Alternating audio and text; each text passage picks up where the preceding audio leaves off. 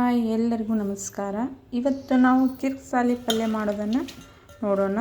ಮೊದಲಿಗೆ ನಾವು ಕಿರ್ಕ್ಸಾಲಿ ಪಲ್ಯನ ಹೀಗೆಲ್ಲ ತಗೊಂಡು ಸ್ವಚ್ಛವಾಗಿ ತೊಳೆದು ಇಟ್ಕೊಂಡಿದ್ದೀನಿ.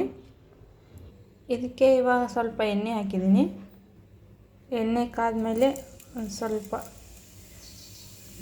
ಜೀರಿಗೆ ಆದಮೇಲೆ ಒಂದು 4-5 ಬೆಳ್ಳುಳ್ಳಿ ಜಜ್ಜಿಟ್ಕೊಂಡಿದ್ದೆ. ನೋಡಿ, ಬೆಳ್ಳುಳ್ಳಿ ಸ್ವಲ್ಪ ಫ್ರೈ ಆದಮೇಲೆ ಈಗ ಅದಕ್ಕೆ ಸೊಪ್ಪು ಹಾಕಿದ್ದೀನಿ. ನೋಡಿ, ಹೀಗೆ ಸ್ವಲ್ಪ ಇದನ್ನು ಮಿಕ್ಸ್ ಮಾಡ್ಕೋಬೇಕು.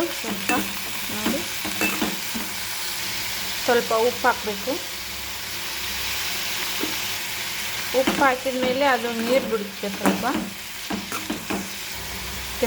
ಅರಿಶಿನ ಪುಡಿ, ಸ್ವಲ್ಪ ಮಸಾಲೆ ಖಾರ ಹಾಕಿದ್ದೀನಿ. ನೋಡಿ, ಈ ರೀತಿ ಪಲ್ಯ ಕುದಿಬೇಕು. ಈಗ ಪಲ್ಯ ಕುದಿದೆ.